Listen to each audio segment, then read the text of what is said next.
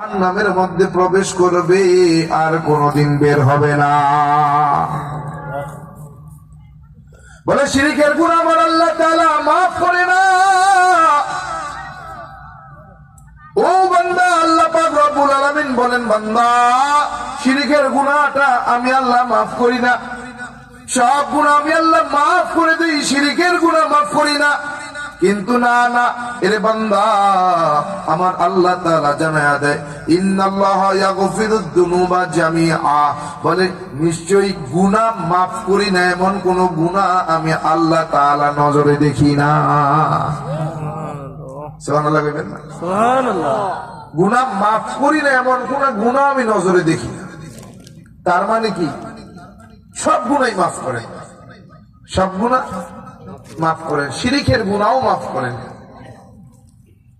আয় বললাম, শিরকের গুনাহ আমার আল্লাহ তাআলা মাফ করেন। বলে কেমন? আয় বান্দা, শিরক করে ফেলেছ, তুবু ইলাল্লাহি তাওবাতান নাসুহা, শিরক করার পরে বান্দা যদি তাওবায়ে নাসুহা তুমি করতে পারো রে, বলে তওবা করতে দেরি হবে রে, আমার আল্লাহ তাআলা তোমাকে মাফ করতে দেরি করবে না। এজন্য শিরকের গুনাহ মাফ করে না রব বলছেন। আবার বলছেন, গুনাহ মাফ করি না এমন কোন গুনাহই দেখি না। সব গুনাহ আল্লাহ মাফ করেন, তবে শর্ত তাওবায়ে নাসুহা। বলে কাকে বলে?